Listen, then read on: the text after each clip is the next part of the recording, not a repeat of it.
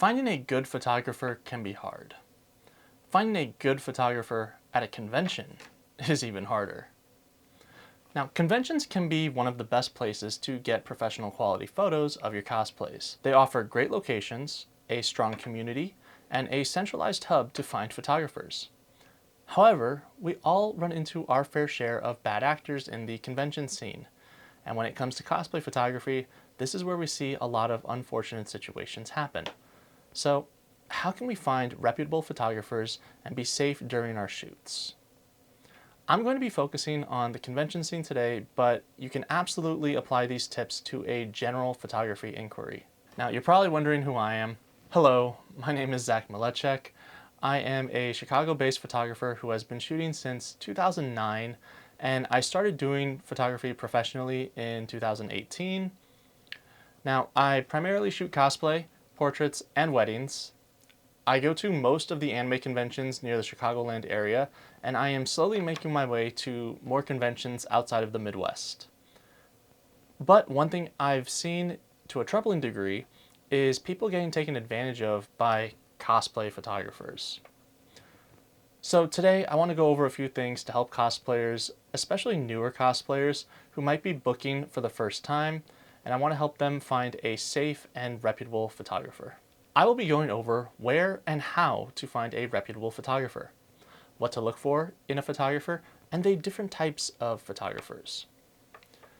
I'll also be going over how to vet a photographer, the best practices for a convention photo shoot, red flags, and how to help conventions be a safe place. Now, the first thing we want to do is find a trusted and skilled photographer. So one of the best ways that you can find a list of photographers is honestly to check the post in the convention's Facebook page / their Facebook group. Now, there are other places that you can post, like cosplay photography pages, Discord, etc. But the one with the highest success rate and visibility will more than likely be this Facebook page. Some conventions will have a list of photographers that they have vetted and approved themselves. Now, personally, these are the best people to hire for these specific conventions. If a convention has a list of approved photographers, it is best to only look at this list, as these conventions have rules in place that only approved photographers can take paid shoots at the convention. For conventions that have an approved vendor list, it is imperative that you check the website for the convention for this list, specifically the website, because you will see advertisements in the official social media pages of the convention by these businesses promoting their packages, but beware of other not so honest photographers also promoting in the Facebook groups. You always cross-check with the convention's official vendor list if there is one. Now, since COVID's reopening, conventions have been a little weird about allowing photographers to advertise on their pages even if they are an approved vendor. Personally, I think this is a mistake because this can put people at risk to get scammed. I know the conventions are probably worried about liability, but this is why it's important to have an approved vendor list, because if you don't and people get scammed, it looks bad on the convention. Now, not every convention has an approved vendor list, so it is incredibly important to keep the next section in mind. The most important thing that you can do once you have a list of photographers, after you've decided whose style you like, is to vet them. Now, what is vetting? Vetting is when you look into / investigate an individual or group to see if they meet certain criteria in order to work with them. Photographers should be vetting you, and it is expected on the photographer's side that you will be looking into them. This process should include talking to past clients, examining their work, looking for problematic or unsafe social media posts, etc. This list can be as long or as short as you want it to be, but the important thing is that you look into the aspects that will make you feel the most safe. Another way to research if a photographer is a good fit for you is to ask them questions directly. Ask basic questions that should always be allowed. For example, can I bring a handler or a significant other / a parent? Now, all of these should be an immediate yes. If they say no, that is a red flag and you should very obviously not book with them. You should also be aware of sexual verbiage when communicating with the photographer. If there is no mention of the shoot being 18 plus or NSFW, that should never be brought up. Looking for red flags does not stop once you've booked with someone. You should keep an eye out during the shoot and even after. If at any point you feel unsafe, it is perfectly okay to end the shoot early. One of the best ways to vet a photographer is to reach out to past clients, so look at their feed and reach out to cosplayers or models featured in their work. Or ask around if anyone has worked with said photographers before in your area. You always want to message past clients to see what working with a particular photographer was like. Remember, there is strength in numbers. Most times when sexual assault happens, it is in isolation, so please bring someone along with you to a shoot. Another red flag that I feel I should mention, especially for conventions, is the use of drugs or alcohol during or before a shoot. Now, this is incredibly dangerous and unprofessional, and I think should be an immediate cancellation, especially if they are trying to get you to partake with them. This goes hand in hand with not respecting boundaries, so if you tell someone you are not comfortable doing something and they persist, you just need to walk away. It is not worth whatever money you paid them for the shoot. Other things to look for include diversity in their portfolio. I cannot believe I have to clarify this, but there are some people who honestly don't know what this means. Make sure they don't just have one skin type or one body type in their portfolio, or for the vast majority of their portfolio. If they have only one type of person in their work, that means they probably aren't able to edit for anyone but that one type of person, so their skills are not up to par. The other reason is a lot more nefarious, but it is possible, so always check for a diverse portfolio. There are a couple people I know that I specifically don't recommend because they do not show a lot of diversity. So aside from diversity, you should be looking for a range of services, like an online gallery, purchasing rights, expedited editing. Did I mention a proof gallery? And prints. Now, some of these aren't as important, so let me go over some of the more important ones in my opinion. It is my professional opinion that a professional online gallery is a must. Now, there's nothing wrong with Google Drive. I'll touch on that again later, but if you're paying for a premium service, you should be getting something that feels and looks premium. Proof galleries are incredibly important because they allow a form of collaboration that most people do not get. You get the ability to pick the photos that are edited, and you can tell the photographer specific things you want done instead of having it be a game of chance that the photographer is going to pick photos that you like that they will edit. Now, personally, I use PickTime, and this is not sponsored, but they are a fantastic service, and they really offer a lot of these services to make my life and your life as the client a whole lot easier, because I can send proof galleries and organize your final galleries and include a shop for you to purchase prints. If a photographer is offering you a service like this, they are usually worth the money.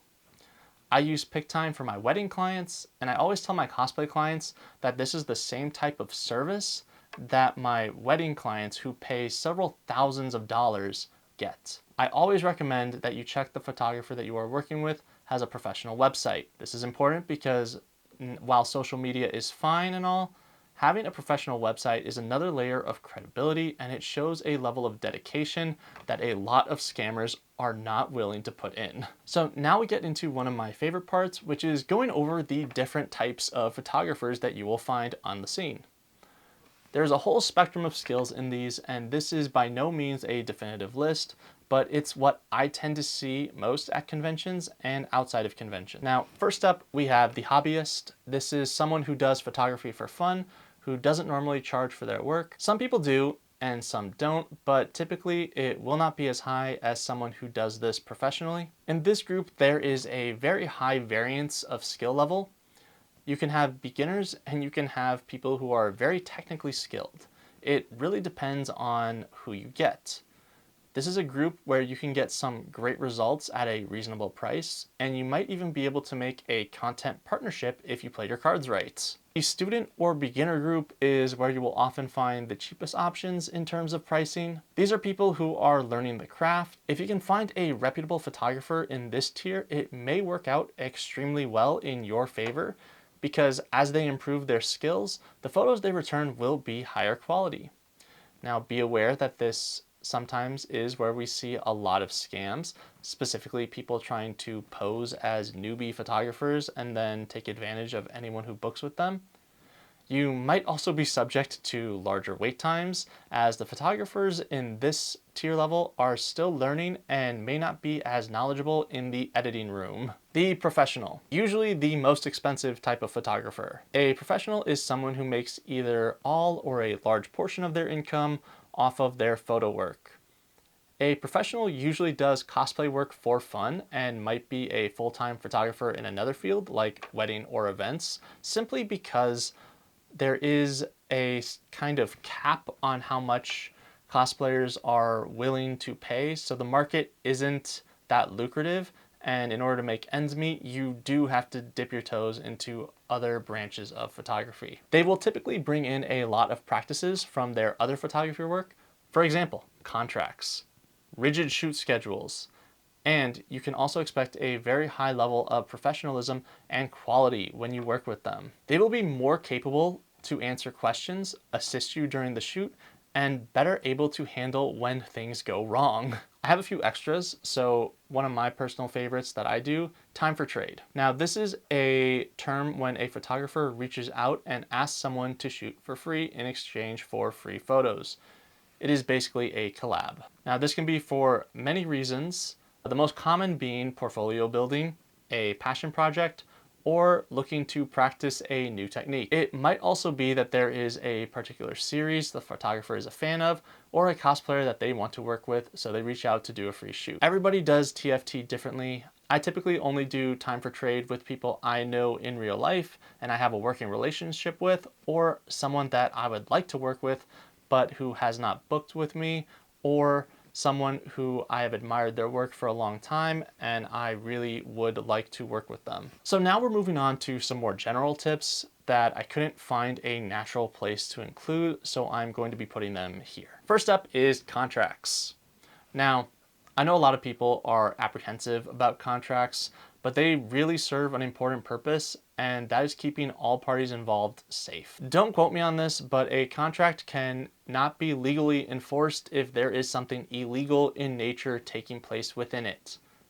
Remember, the contract is meant to provide legal protection for all parties.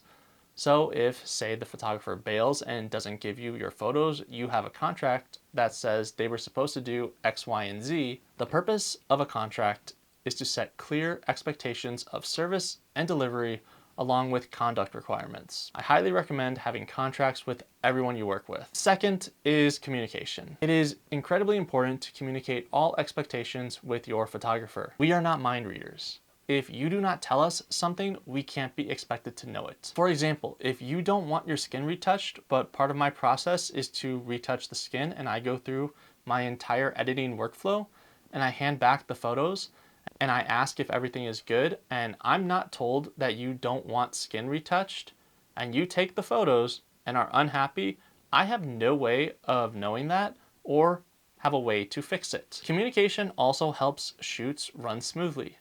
This can take the form of discussing what types of poses you want, the general vibe you're looking for, location ideas or preferences, and most importantly, the types of edits you want. The more you communicate with your photographer, the easier it is to get the results that you want. One of the best ways that you can help conventions be a safe place for people is to use the feedback form that they send out at the end of every convention and request for them to have an approved photographer list. Now, this really does help build up the community and keep people safe because you take out the anonymity that some people use when scamming people. It is a lot harder to pull shit when your face and all of your info is out to the public. Now, does that mean it's going to be 100% safe? Absolutely not. You still need to be vigilant.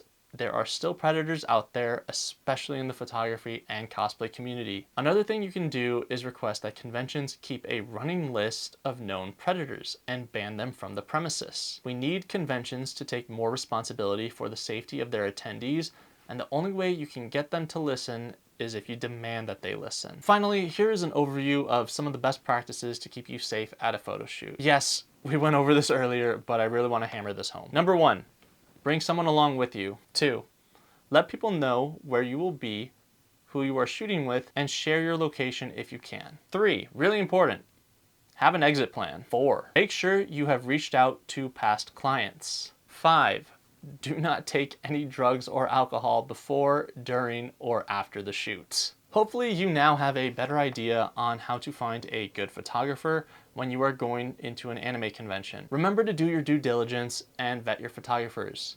Keep copies of the contract and bring someone along with you to the shoot. If you have any questions or have any topics on cosplay photography that you would like me to cover, please leave them in the comments below and subscribe if you want to see more from me. Now, if anyone is interested in what my next convention will be, I will be at Katsucon 2025, and I currently still have my bookings open on my website, which you can find in the description down below and on the screen somewhere here.